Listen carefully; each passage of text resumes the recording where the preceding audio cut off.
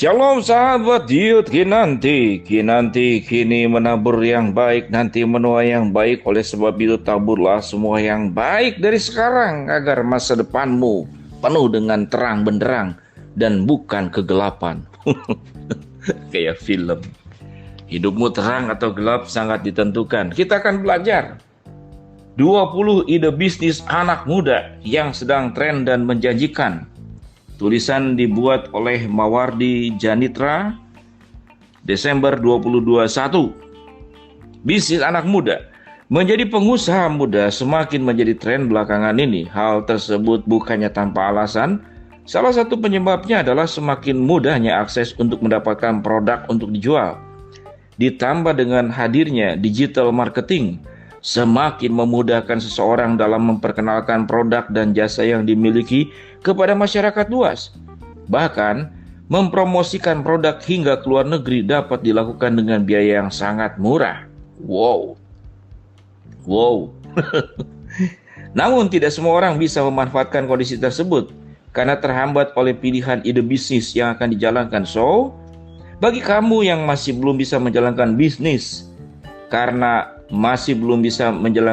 karena terkendala ide, berikut adalah beberapa kumpulan ide bisnis yang cocok banget dan untuk sebagian besar anak muda seperti kamu. Apa saja? 1. Coffee shop. 2. Jasa titip. 3. Jasa desain grafis. 4. Thrift store. 5. Foto album estetik. 6. Foto polaroid. 7. Bath bomb. Apa itu? Tulisannya BATHBOMB. Cari ya. 8. Kuliner unik. 9. Custom case ponsel. 10. Bisnis daur ulang. Mendaur ulang mantan. Daur ulang apa aja ya? 11. Bouquet gift, yaitu semacam apa sih? Ya gift lah, hadiah-hadiah. 12. Jasa hand lettering. 13. Surprise box. 14. Bisnis DIY. 15. Bisnis masker organik. 16. Bisnis homemade lip gloss. 17. Catering diet, jadi makanan-makanan buat diet. 18. Content creator. 19. Influencer. 20. Creative production house. Tips memulai bisnis bagi pemula, pilih yang kamu suka, mana yang kamu ingin ya. Jadi ini macam-macamnya. Coffee shop, budaya minum kopi yang dulunya hanya dikenal di kalangan orang tua, kini semakin meluas. Orang kumpul minum kopi, kumpul minum kopi. Yang kedua, jasa titip atau just tip. Ya, orang Indonesia ini malas kemana-mana, sudah main titip saja. Mendapatkan barang yang hanya tersedia di luar negeri, tidak masuk ke pasar Indonesia. Peluang tersebut dijadikan lahan bisnis bagi orang yang bepergian ke luar negeri untuk membuka jasa titip. Jasa desain grafis yang tadi disebutkan sebagai UMKM. Kalau thrift store itu adalah toko yang menjual barang bekas, tetapi barang-barang yang dijual tersebut merupakan barang impor. Nah, ini dia. Ya. Jadi thrift store itu adalah toko yang menjual barang bekas, tetapi barang-barang yang dijual tersebut merupakan barang impor. Itu dia. Foto album estetik, konsep bisnis sangat sederhana, yaitu hanya dengan menyiapkan album foto dengan desain estetik, kemudian ditata sedemikian rupa sehingga terlihat menarik. Sangat cocok bukan buat anak muda yang menjalankan bisnis ini? Sekalipun demikian, tidak semua orang bisa menjalankan bisnis ini karena dalam pengerjaannya dibutuhkan kreativitas tinggi. Foto polaroid, tahu ya? Nah, apa yang sekarang disebut dengan bath bomb adalah sebuah produk yang digunakan untuk campuran air ketika berendam. Produk tersebut awalnya hanya tersedia di spa, tetapi kini setiap orang bisa menikmati berendam menggunakan bath. Bacanya gimana sih? BATH, bath bomb di rumah masing-masing. Kuliner unik. Ya, sudah tahulah, udah banyak yang bisa ya. Kemudian custom case ponsel. Awalnya case ponsel hadir sebagai pelindung bodi ponsel ketika terjatuh atau terbentur.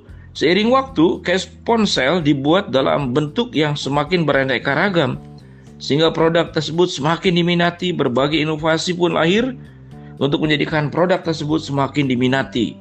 Salah satunya dengan membuat case ponsel customized. Bisnis daur ulang. Daur ulang ini adalah ide bisnis menghasilkan produk baru dari hasil daur ulang barang-barang bekas. Menjalani bisnis daur ulang barang-barang bekas juga membawa semangat peduli lingkungan. Ya, dari apa saja, dari koran, dari kardus. Nah, kalau bouquet gift itu dibuat dari bunga, maka saat ini kita bisa menemukan buket ya, buket yang terbuat dari pakaian, snack, uang. Tidak menutup kemungkinan kedepannya membuat buket menggunakan bahan-bahan yang lain.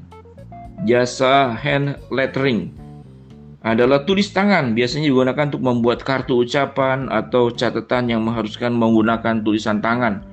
Jadi kalau tulisan tanganmu bagus, waduh, ini jasa hand lettering. Termasuk saya itu suka kaligrafi. Kalau surprise box itu adalah hadiah yang diletakkan di dalam box, diberikan kepada seorang, dan pemesan tidak mengetahui ada apa di dalam box tersebut. Dan harga surprise box ini beraneka ragam tergantung jenis barang yang ada di dalamnya. DIY itu adalah bisnis apa? Do it yourself. Itu dia. Bisnis DIY, do it yourself, sedang tren belakangan ini. Maka menjual penyedia bahan-bahan yang dapat dikreasikan sedemikian rupa. Bisnis ini menjanjikan bagi anak muda komponen yang perlu disiapkan untuk memulai bisnis ini dengan bahan mentah seperti gelas, piring, kaos polos, serta alat cetak. Masker organik, ya. Kemudian disebut homemade lip gloss. Ini perlu dijelaskan. Lip gloss itu merupakan salah satu produk yang digemari saat ini bagi pria dan wanita. Bahan-bahan yang digunakan dari produk lip gloss bisa dengan mudah didapatkan toko kimia, namun juga mengembangkan perlu izin BPOM, jangan lupa. Konten kreator, jika memiliki keahlian memadai dalam membuat konten video dan image, jangan ragu untuk memanfaatkan peluang tersebut dengan menjadi orang konten kreator. Saat ini banyak pelaku usaha yang membutuhkan jasa konten kreator untuk membantu pemasaran produk. Nah, salah satunya IPMI International Business School, yaitu Nancy Judge telah berhasil menjadi salah seorang konten kreator terkenal. Ia populer berkat konten-konten bertema horor dan misteri. Waduh. Nancy memiliki lebih dari 8 juta subscriber di channel YouTube-nya. Duitnya banyak, Menariknya, selain hasil kreatif, Nancy mempelajari segi bisnis sebagai konten kreator dari kampusnya, melakukan market research, negosiasi bisnis dan brands untuk endorsement, branding, dan bisnis tips lainnya. Setelah ia pelajari dari kampusnya, menjadi influencer, ya, prosesi yang lahir dan berkembang dari media sosial, ya kurang lebih begitulah, kreatif production house, ya kurang lebih seperti itu. Dan semuanya ini seperti yang firman Tuhan katakan, jadi anak muda harus rajin. Amsal 6 ayat 6, hai pemalas, pergilah kepada semut, perhatikanlah lakunya, jadilah bijak. Jadi jangan malas, masih muda. Berkreasi, bangun ide, bangun bisnis, sekarang berpeluang besar. Demikian, sahabat Yud Kinanti, semoga memberkati konten Kinanti ini. Kini dan nanti, kini menua yang baik, nanti menua yang baik. Shalom.